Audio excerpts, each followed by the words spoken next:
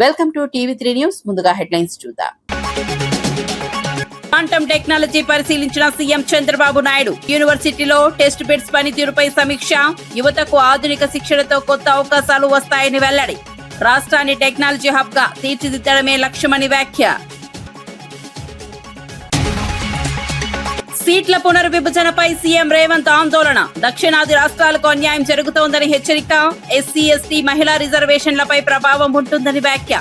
సమాన ప్రాతినిధ్యం కాపాడాలని కేంద్రానికి సూచన.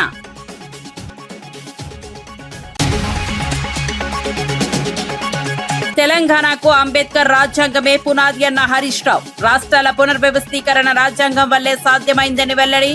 అంబేద్కర్ పేరుతో సచివాలయం ఏర్పాటు గొప్ప నిర్ణయమని ప్రశంస. సమానత్వం కోసం అంబేద్కర్ ఆశయాలు కొనసాగాలని పిలుపు. వైసీపీపై మంత్రి పార్థసారథి తీవ్ర ఆరోపణలు. రాష్ట్ర అభివృద్ధిని అడ్డుకుంటున్నారని వైసీపీపై విమర్శ.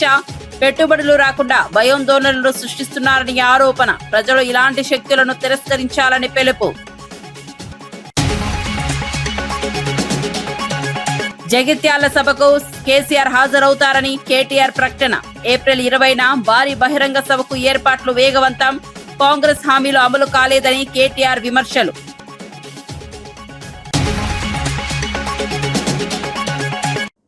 ఆంధ్రప్రదేశ్ సీఎం చంద్రబాబు నాయుడు అమరావతిలోని ఎస్ఆర్ఎం యూనివర్సిటీలో క్వాంటమ్ టెస్ట్ బెడ్స్ ను పరిశీలించారు. స్వదేశీ సాంకేతికతతో రూపొందించిన ఈ క్వాంటమ్ కంప్యూటరింగ్ వ్యవస్థ పనితీరును శాస్త్రవేత్తలు వివరించారు. దేశంలో ఈ తరహా సాంకేతికతకు ఇది ఒక కీలక అడుగుగా భావిస్తున్నారు. ఈ కేంద్రం ద్వారా విద్యార్థులకు ఆధునిక శిక్షణతో పాటు స్టార్టప్లకు కొత్త అవకాశాలు లభిస్తాయని సీఎం తెలిపారు.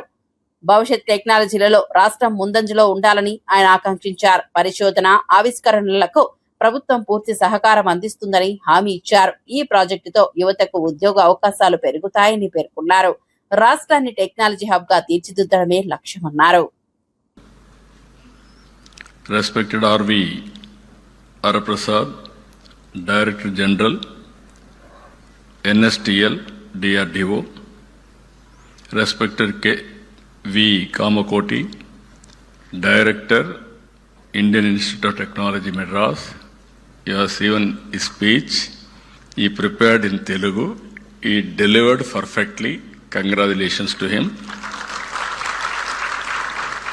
Dr. K. Satyanarayana, Director, Indian Institute of Technology, Tirupati.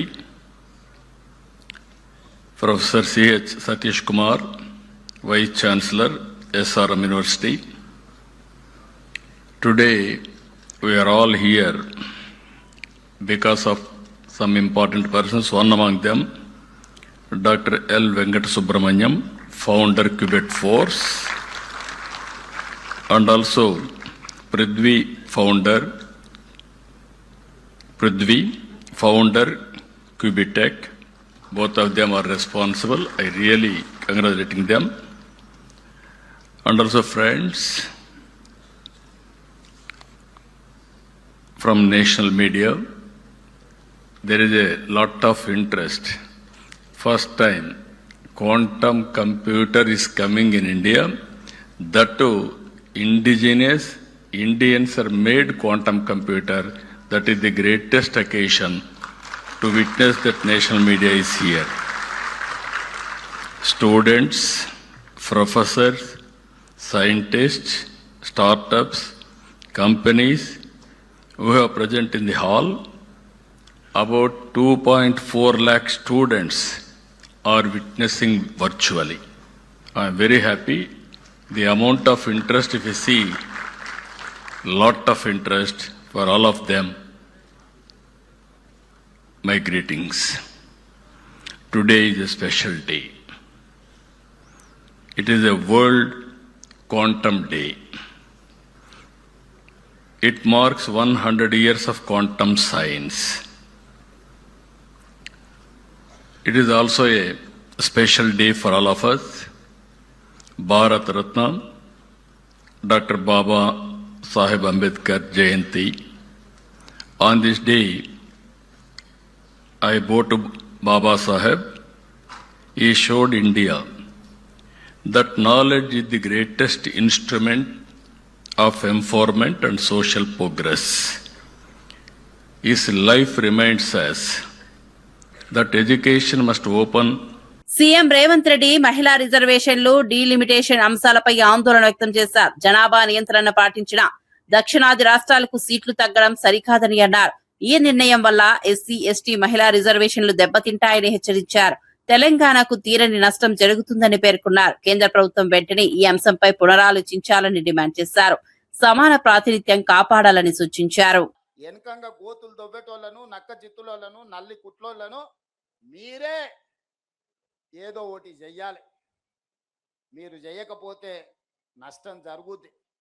ఎందుకనంటే ఒక మంచి లక్ష్యంతో, ఒక మంచి టీంతో బట్టి విక్రమార్క గారు కావచ్చు, మా సీతక్క కావచ్చు, దామన్న కావచ్చు, లక్ష్మణ్ కావచ్చు, ప్రసాద్ కుమార్ గారు కావచ్చు, ఇలా చెప్పుకుంటూ వెళ్తే పొన్నం ప్రభాకర్ గారు కావచ్చు, అన్ని వర్గాలకు మంత్రివర్గంలో అవకాశం కల్పించి అన్ని వర్గాల యొక్క ఆలోచనను తీసుకొని అన్ని వర్గాలకు సంక్షేమాన్ని, అభివృద్ధిని అందజేయాలని ఈనాడు మా ప్రభుత్వం ప్రయత్నం చేస్తుంది.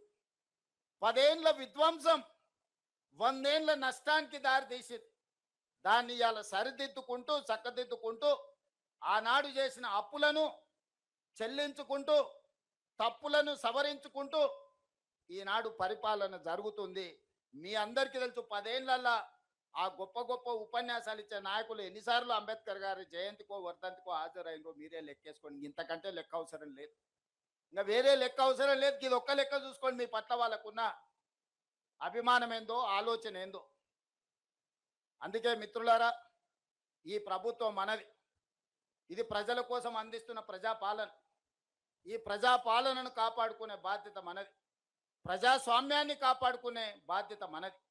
అందుకే ఇవాళ కేంద్ర ప్రభుత్వం మహిళా రిజర్వేషన్ల గురించి, నియోజకవర్గాల పునర్విభజన గురించి, సీట్ల పెంపు గురించి కలగా పుల్గం చేసి మాట్లాడుతున్నారు. మహిళలకు మీరేం చేసిందని మమ్మల్ని సవాల్ విసురుతున్నారు. నేను ఒక్క మాట చెప్పదలుచుకున్నా. ప్రపంచంలో చాలా దేశాలలో మహిళలకు ఓటు హక్కు లేనప్పుడు పురుషులతో పాటు సమానంగా డాక్టర్ బాబాసాహెబ్ అంబేద్కర్ గారు మహిళలకు ఓటు హక్కు ఇచ్చి ఈ ప్రభుత్వాన్ని ఎదుర్కొనే అధికారాన్ని ఆడబిడ్డల చేతుల్లో పెట్టాడు.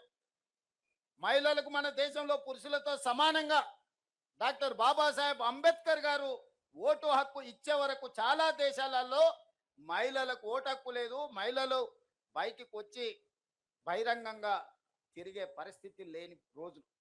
ఆ రోజుల్లోనే డాక్టర్ బాబాసాహెబ్ అంబేద్కర్ గారు మహిళలకు ఓటు హక్కు ఇచ్చి సమానమైన అవకాశాలను పురుషులతో పాటు సమానమైన విలువ ఆధారిత ఓటు హక్కునిచ్చింది. ఆ తర్వాత పంచాయతీరాజ్ కావచ్చు, మున్సిపల్లో కావచ్చు, మహిళలకు రిజర్వేషన్లు రాజీవ్ గాంధీ గారు అందించారు. చట్టసభలలో, అసెంబ్లీలో, పార్లమెంటులో సోనియా గాంధీ గారు మహిళలకు రిజర్వేషన్లు ఇవ్వాలి అని 33% ఇవ్వాలని బిల్లును పాస్ చేసి రాజ్యసభలో. కానీ లోక్సభలో కొన్ని రాజకీయ పార్టీలు అడ్డుకున్నాయి. సంతోషం, ఇవాళ మీరు మహిళా రిజర్వేషన్లు అమలు చేస్తామంటారు. మహిళా రిజర్వేషన్ల అమలు ముసుగులో దక్షిణాది రాష్ట్రాలకు అన్యాయం చేసే ప్రక్రియ చేపడుతున్నారు. మొదట జనాభా అన్నారు. జనాభా లెక్కలేస్తే దక్షిణ భారతదేశంలో కుటుంబ నియంత్రణ పాటించడం వల్ల, అభివృద్ధి పదం వైపు రాష్ట్రాలు నడిపించడం వల్ల జనాభా తగ్గిపోయి సీట్లన్నీ కోల్పోయే పరిస్థితి వచ్చింది. దానికి అభ్యంతరం బలంగా వ్యక్తం చేస్తే ప్రోరేటా ప్రకారం, అంటే దామాషా ప్రకారం 543 సీట్లు ఈరోజు దేశంలో ఉంటే 50% సీట్లు 272 సీట్లు పెంచుతాం. అందులో ఏ రాష్ట్రంలో ఎంత ఉందో ఆ రాష్ట్రంలో అందులో సగం పెంచుతామని. ఉదాహరణ, కేరళలో 20 సీట్లు ఉన్నాయి, వాటిని 30 చేస్తామని 50% పెంచి. ఉత్తరప్రదేశ్లో 80 సీట్లు ఉన్నాయి, వాళ్ళకు 120 చేస్తామని. ఇవాళ కేరళకు 20, ఉత్తరప్రదేశ్కి 80. ఈ రెండింటి మధ్యలో తారతమ్యం 60 సీట్లు మాత్రమే. రేపు కేరళ 30 అయ్యి ఉత్తరప్రదేశ్ 120 అయితే ఈ అంతరం 60 నుంచి 90కి పెరుగుద్ది. రాజకీయాలలో ఒక్కొక్క ఓటుకు ఎంత విలువ ఉందో. ఇక వార్త వివరాల్లోకి వెళ్తే, మల్కాజ్గిరిలో బాబాసాహెబ్ అంబేద్కర్ జయంతి వేడుకలు పార్టీలకు అతీతంగా ఘనంగా నిర్వహించారు. వివిధ రాజకీయ పార్టీల నేతలు, సామాజిక సంఘాల ప్రతినిధులు, దళిత నాయకులు పెద్ద సంఖ్యలో పాల్గొన్నారు. అంబేద్కర్ విగ్రహానికి పూలమాలలు వేసి నివాళులర్పించారు. భారత రాజ్యాంగ నిర్మాతగా ఆయన చేసిన సేవలను ఈ సందర్భంగా గుర్తు చేసుకున్నారు. సమానత్వం, సామాజిక న్యాయం కోసం జీవితాంతం పోరాడిన మహానుభావుడిగా అంబేద్కర్ ను వక్తలు కొనియాడారు. సమాన స్థాయిలో ఉంచాలని చెప్పేసి ఏదైతే కలలు కన్నారో ఆ రిజర్వేషన్ లో ఈ రోజు తీసుకువచ్చినటువంటి ఘనత అంబేద్కర్ గారిది. అంబేద్కర్ గారి యొక్క మీద కాంగ్రెస్ పార్టీ ఈ రోజు ముసలి కన్నీరు కారుస్తున్న విషయాన్ని మనం గుర్తుపెట్టుకోవాలి. ఒకవైపు వారి నేత చేతిలో రాజ్యాంగ పుస్తకం చేతిలో పెట్టుకుని ఏనాడు కూడా అంబేద్కర్ గారిని వారు ఆదరించింది లేదు, వారిని అభిమానించింది కూడా లేదు. అంబేద్కర్ గారు ఆ రోజుల్లో కాన్స్టిట్యూంట్ అసెంబ్లీలో పోటీ చేసిన సందర్భంగా ఓడిపోతే వారి ఓటమికి నెహ్రూ గారు చాలా సంతోషపడి ఉత్తరం కూడా రాశారు. అంబేద్కర్ గారిని ఎప్పుడు కూడా కాంగ్రెస్ పార్టీ ఆదరించలేదు కాబట్టి కాంగ్రెస్ ఇతర ప్రభుత్వంలోనే వారికి భారతరత్న వచ్చింది. నరేంద్ర మోదీ గారు వచ్చిన తర్వాతనే వచ్చిన ప్రభుత్వము అంబేద్కర్ గారి యొక్క జీవిత చరిత్రని గుర్తించి మరి వారు పుట్టినటువంటి స్థలం మహూ దగ్గర నుంచి వారి యొక్క చదువుకున్నటువంటి స్థలాల లండన్ లో గదులైతే ఏంది, నాగ్పూర్ లో వారు చదువుకున్నటువంటి విషయం అయితే ఏంది, బాంబేలో వారు నివసించిన స్థలాలు అయితే ఇవన్నీ కూడా అక్వైర్ చేసుకొని పంచతీర్థి కింద అంబేద్కర్ గారికి గౌరవ ఒక స్థానాన్ని ఇవ్వడం జరిగింది నరేంద్ర మోదీ గారు. రాజ్యాంగాన్ని కాలరాసింది కాంగ్రెస్ పార్టీ. ఎమర్జెన్సీని విధించి ఒక రాజ్యాంగాన్ని అంబేద్కర్ గారి రాజ్యాంగాన్ని కాలరాసినటువంటి పార్టీ కాంగ్రెస్ పార్టీ. కాబట్టి ఈ రోజు కాంగ్రెస్ పార్టీ కేవలం చేతిలో రాజ్యాంగ పుస్తకం పెట్టుకుంటే రాజ్యాంగాన్ని గౌరవించేది కాదు. అంబేద్కర్ గారిని గౌరవించాలంటే రాజ్యాంగాన్ని గౌరవించడం అనేది ముఖ్యం. కాంగ్రెస్ పార్టీ ఆ గౌరవించేటటువంటి రీతిలో లేదు. కాంగ్రెస్ పార్టీ ఎప్పుడు కూడా రాజ్యాంగాన్ని కాలరాసింది.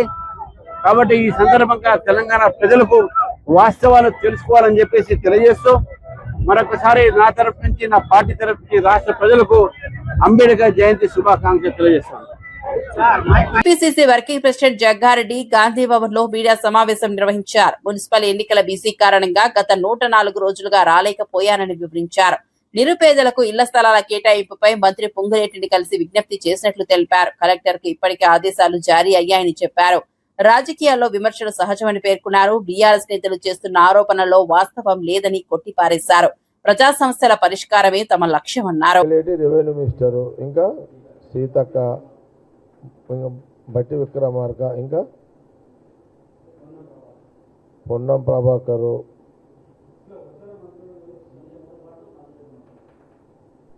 మన అసెంబ్లీలో కూడా ఏది మన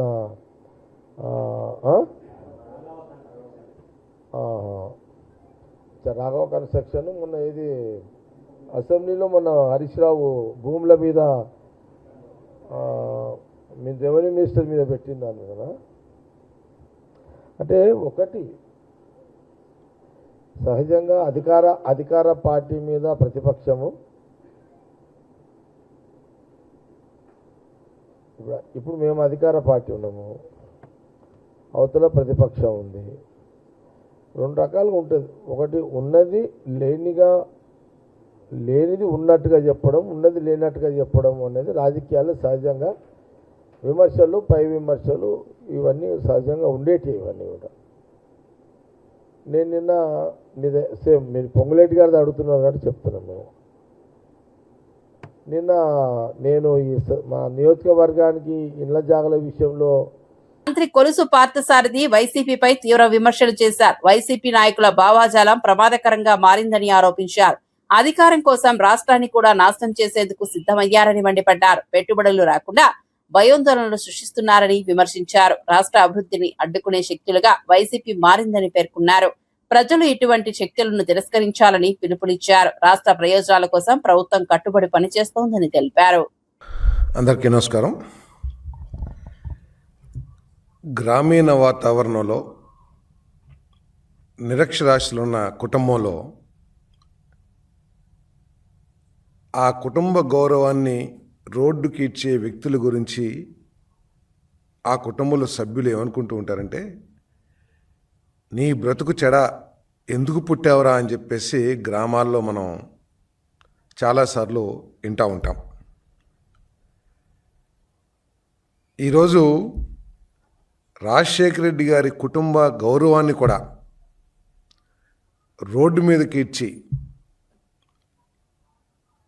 తన సొంత తల్లి చెల్లి రక్త సంబంధికులు కూడా శాపనార్థాలు పెట్టే స్థితికి జగన్మోహన్ రెడ్డి గారు దిగజారిపోయారని చెప్పేసి ఈ సందర్భంగా నేను తెలియజేస్తా ఉన్నాను. నేను ఇంకో ప్రక్క ఉగ్రవాద సంస్థలకి, ఉగ్రవాద సంస్థల నాయకులకి, ఉగ్రవాద సంస్థల భావజాలానికి, వైఎస్ఆర్ కాంగ్రెస్ పార్టీకి, వైఎస్ఆర్ కాంగ్రెస్ పార్టీ నాయకులు వారి భావజాలానికి ఏమిటి తేడా అని చెప్పేసి ఈ రాష్ట్రంలో ప్రజలందరూ కూడా చర్చించుకుంటూ ఉన్నారు. ప్రపంచవ్యాప్తంగా మనం కొన్ని ఉగ్రవాద సంస్థల గురించి వింటూ ఉంటాం. వారి దుర్మార్గపు చర్యల్ని పత్రికల ద్వారా తెలుసుకుంటూ ఉంటాం. ఆల్ ఖైదా కానీ, ఐసిస్ కానివ్వండి, ఇటువంటివన్నీ కూడా. వారు ఏంటంటే వారి ఆలోచన విధానం, ఈ ఉగ్రవాద సంస్థల ఆలోచన విధానం, వారు భావజాలాన్ని వ్యాపింపచేసే విధానం, వారి ఆలోచనల్ని అమలు చేసే విధానం చూస్తామంటే వైఎస్ఆర్ కాంగ్రెస్ పార్టీకి చాలా దగ్గరగా మంత్రి వెంకటరెడ్డి మహిళా రిజర్వేషన్ బిల్లుపై కాంగ్రెస్ మద్దతు ప్రకటించారు. మహిళా బిల్లును ఉపయోగించి డీలిమిటేషన్ తీసుకురావాలని బీజేపీ ప్రయత్నిస్తోందని ఆరోపించారు. దక్షిణాది రాష్ట్రాలకు అన్యాయం జరిగితే పోరాటం చేస్తామని హెచ్చరించారు. ఎన్నికల కోడ్ అమల్లో ఉన్నప్పుడు చట్టాలు చేయడం సరైంది కాదన్నారు. మహిళలకు న్యాయం చేయాలని, రాజకీయ ప్రయోజనాల కోసం బిల్లులను వాడకూడదని సూచించారు. ఆ రోజు కాంగ్రెస్ పార్టీ సోనియా గాంధీ, ఇందిరాగాంధీ, మీరా కుమార్ రాష్ట్రపతులుగా ఎంతోమంది మహిళలు చేసిన కాంగ్రెస్ పార్టీ ఈరోజు మా కోరిక నెరవేరింది. ఒక్కటే నష్టమైందంటే ఆయన 50% సీట్లు పెంచాలి, దానికి దక్షిణ భారతానికి పూర్తి అన్యాయం జరిగి వాళ్ళు మా ఓట్లు అవసరం లేకుండా అక్కడ నార్త్ ఇండియా 600 సీట్లల్లో వాళ్ళకి కావాల్సిన 450 అయితే గవర్నమెంట్ ఎప్పుడు మేమే అధికారంలో ఉండొచ్చని పార్లమెంట్ ఎన్నికల కోడ్ ఉన్నది. ఇప్పుడు బీహార్లో పోలింగ్ ఉన్నది, తమిళనాడులో పోలింగ్ ఉన్నది. అసలు పార్లమెంట్లో కొత్త చట్టాలు తీసుకురాకూడదు. అయినా మహిళా బిల్లు ఉంది కాబట్టి దానికి కాంగ్రెస్ పార్టీ సపోర్ట్ అని చెప్పి దొంగచాటుగా ఆ బిల్లు తీసుకొచ్చింది. దాంతో దక్షిణ భారతదేశానికి అన్యాయం జరుగుతుంది. నిన్న మొత్తం కూడా ముఖ్యమంత్రి మంత్రులను కూర్చొని మాట్లాడుకున్నాం. మళ్ళీ రేపు పోయిన తర్వాత మళ్ళీ మాట్లాడుకొని తప్పకుండా దక్షిణ భారతదేశమే దేశానికి సగం కాంట్రిబ్యూషన్ 5 జీడిపి మనం కాంట్రిబ్యూట్ చేస్తున్నాం. కర్ణాటక అలాంటి మన రాష్ట్ర సౌత్ ఇండియాకు అన్యాయం జరిగితే తప్పకుండా. రామగుండం ఎమ్మెల్యే మక్కాన్ సింగ్ వ్యాఖ్యలపై మంత్రి శ్రీధర్ బాబు స్పందించారు. కార్యకర్తలకు ధైర్యం చెప్పే క్రమంలోనే ఆ వ్యాఖ్యలు వచ్చాయని తెలిపారు. ఆయన శాంతిని కోరుకునే వ్యక్తి అని పేర్కొన్నారు. అయితే ఎవరైనా రెచ్చగొట్టేలా మాట్లాడితే ఖండిస్తామని స్పష్టం చేశారు. ఇటువంటి వ్యాఖ్యలు సమాజంలో ఉద్రిక్తతకు దారితీస్తాయని హెచ్చరించారు. నాయకులు బాధ్యతాయుతంగా వ్యవహరించాలని సూచించారు. ప్రజల మధ్య శాంతి, సామరస్యాన్ని కాపాడడం ముఖ్యమన్నారు.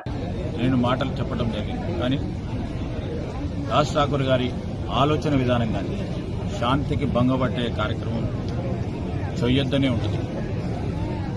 కానీ అనేక సందర్భాల్లో భయభ్రాంతులను చేసినప్పుడు అక్కడున్న సోదరులు వారి బాధలు చెప్పినప్పుడు వారు జిల్లా కాంగ్రెస్ అధ్యక్షులుగా ఆ విధమైన స్పందన కనబడ్డది. మేము ఎవరు చేసినా, ఎవరు ఆ విధమైన ఆలోచనలతో చేసినప్పటికీ దాన్ని ఖచ్చితంగా ఖండిస్తాం. మాజీ మంత్రి జీవన్ రెడ్డి బీఆర్ఎస్ నాయకులతో సమావేశంలో పాల్గొన్నారు. జగిత్యాలలో జరిగిన కార్యక్రమంలో కాంగ్రెస్ పాలనపై అసంతృప్తి వ్యక్తం చేశారు. కేసీఆర్ పాలనే రాష్ట్రానికి మంచిదని కొనియాడారు. తెలంగాణ పునర్నిర్మాణం బీఆర్ఎస్ తోనే సాధ్యమని స్పష్టం చేశారు. జగిత్యాల నుంచే కేసీఆర్ జైత్రయాత్ర ప్రారంభమవుతుందని ధీమా వ్యక్తం చేశారు. కాంగ్రెస్ పార్టీని వీడాల్సిన పరిస్థితి ఏర్పడిందని తెలిపారు. కేసీఆర్ తో కలిసి ప్రయాణం కొత్త రాజకీయ అధ్యాయమని పేర్కొన్నారు. ఆయన నాకు అడిగాక నేను ఆశ్చర్యపోయిన మరి ఇంట్లో ఇలాంటి ఎక్కడ పోయినా ఎప్పుడు కనబడలేదు ఇప్పుడు ఏ గమ ఏదైతున్నదో అంటే నిజంగా చెప్పంటున్నా హరిచరణ్ ఇటువంటి ఒక వేదిక ఏర్పాటు చేసి పాత మిత్రుల కలయిక నువ్వు దేన్ని అన్న ఏమని బాబు చెప్పంటున్నా మరి నేనేదైతుందో నాకు రాజకీయంగా ఇది ఒక నూతన అధ్యాయం అయినప్పటికీ కేసీఆర్ గారితో కలిసి ప్రయాణం చేయడం ఒక గొప్ప అనుభూతి అని చెప్పండి.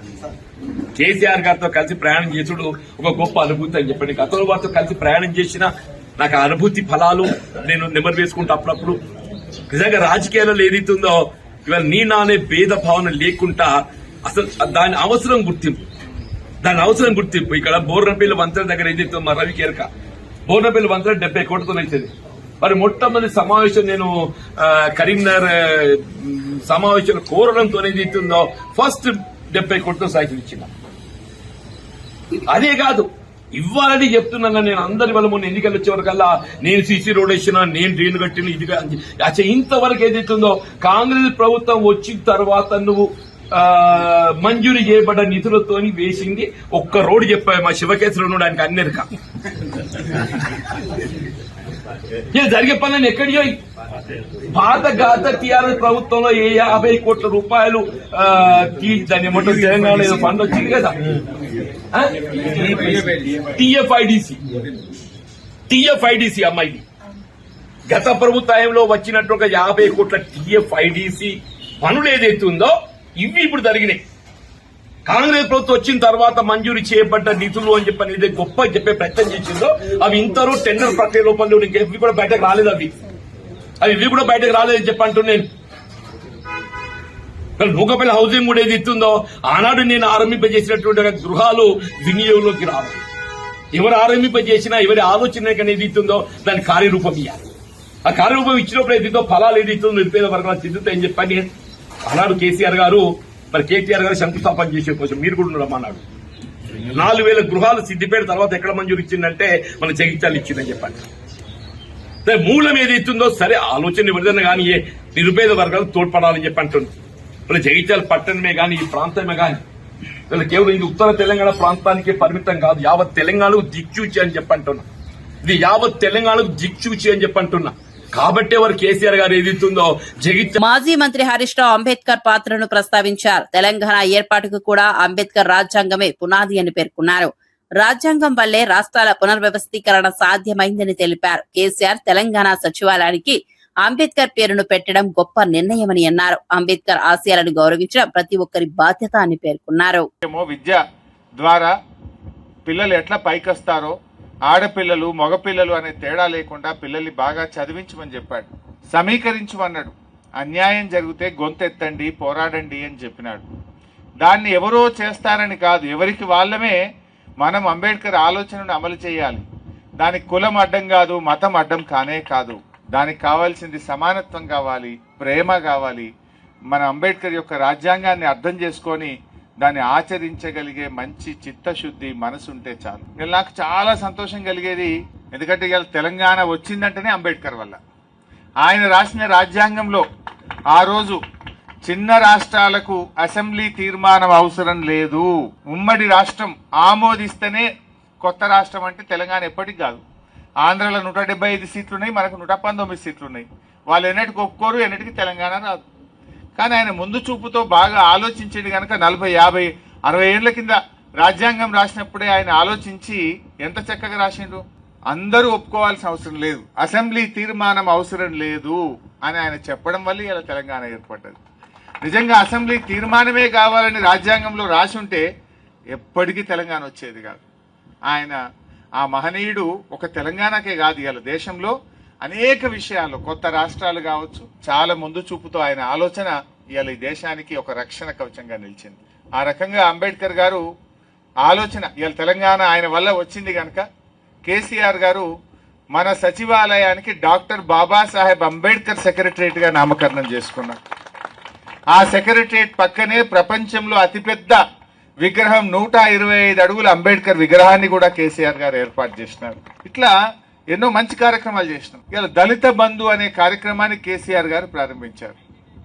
ఇవాళ ఈ ఊర్లో ఆ రోజు నేను మొట్టమొదటి ఏ ఊరు సెలెక్ట్ చేసుకోవాలంటే నేను బంజేర్పల్లి గ్రామాన్ని సెలెక్ట్ చేసుకున్నా.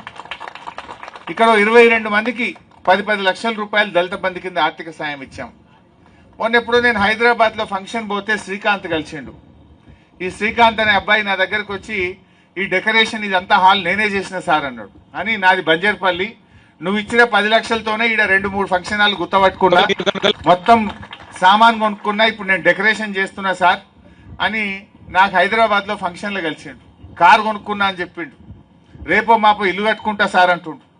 అంటే నిజంగా ఒక దళిత బంధు ఒక యువకుడికి అవకాశం వస్తే అంటే ఎంత గొప్పగా దాన్ని అందిపుచ్చుకున్నాడు, ఎంత గొప్ప చైతన్యాన్ని పొందిండ్రు. ఎవరికైనా ఒక ప్రేరణ కావాలి, ఒక అవకాశం కావాలి. దళిత బంధు రూపంలో కేసీఆర్ అవకాశం ఇస్తే ఈ యువకుడు శ్రీకాంత్ ఇలా అద్భుతంగా పర్ఫామ్ చేసి నేను ఎవరికి తీసిపోను, అందరితో పోటీ పడతా అని ఇలా పోటీపడి హైదరాబాద్ మార్కెట్లో నిలబడి ఇలా తన కాళ్ళ మీద తాను నిలబడడం కాదు, ఓ 50 మందికి ఉపాధి కల్పిస్తా ఉన్నాడు. తెలంగాణ జాగృతి అధ్యక్షురాలు కవిత అంబేద్కర్ జయంతి సందర్భంగా నివాళులర్పించారు. అంబేద్కర్ ఆలోచనలు తెలంగాణ ఏర్పాటుకు పునాది అని పేర్కొన్నారు. దళితులు, మహిళలపై జరుగుతున్న అన్యాయాలపై ఆవేదన వ్యక్తం చేశారు. అంబేద్కర్ ఆశయాలకు విరుద్ధంగా పరిస్థితులు మారుతున్నాయని విమర్శించారు. పేదల పక్షాన పోరాటం కొనసాగిస్తామని స్పష్టం చేశారు. ప్రభుత్వం వెంటనే మార్పు తీసుకురావాలని హితవు పలికారు. అంబేద్కర్ చూపిన మార్గంలో సమాజం ముందుకు సాగాలని పిలుపునిచ్చారు.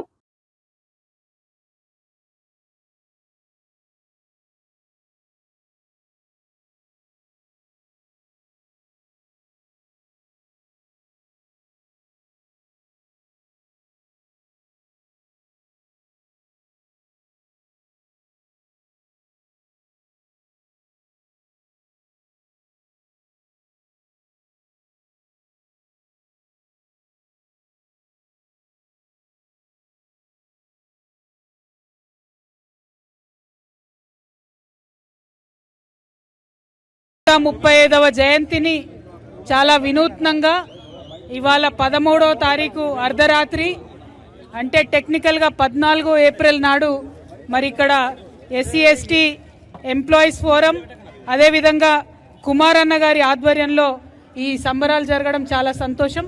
మరి తెలంగాణ జాగృతి నాయకులు, మహిళా నాయకత్వంతో సహా ఇంత పెద్ద ఎత్తున హాజరైనటువంటి అందరికీ కూడా బాబాసాహెబ్ గారి జయంతి సందర్భంగా మనస్ఫూర్తిగా శుభాకాంక్షలు తెలియజేస్తా ఉన్నాను. మరి తెలంగాణ రాష్ట్రం ఇవాళ వచ్చిందంటే, తెలంగాణ ప్రత్యేక రాష్ట్రంగా ఏర్పడిందంటే కేవలం అది బాబాసాహెబ్ గారి భిక్ష అని చెప్పక తప్పని పరిస్థితి. ఎందుకంటే ఆర్టికల్ 3 అనేటటువంటిది మన రాజ్యాంగంలో లేకపోతే, ఆ రాజ్యాంగం మనకు శక్తినివ్వకపోతే, తెలంగాణ ఉద్యమానికి ఒక నైతిక పునాదినివ్వకపోతే మనం ఇవాళ రాష్ట్రం సాధించుకునే వాళ్ళం కాదు. మరి వచ్చినటువంటి రాష్ట్రంలో కూడా బాబాసాహెబ్ గారు కోరుకున్నట్టుగా స్టేట్ సోషలిజం వర్ధిల్లాల్సి ఉండింది. కానీ 12 సంవత్సరాల్లో కూడా ఆ పరిస్థితి రాలేదు. ఇప్పుడు మరీ దారుణంగా ప్రతి చోట కూడా దళితుల మీద, పేదవారి మీద, మహిళల మీద అకృత్యాలు రోజు రోజుకు పెరుగుతున్నాయి తప్ప తగ్గడం లేదు. ఉదాహరణకు ఈ ప్రభుత్వం వచ్చి 3 సంవత్సరాలు అవుతుంది.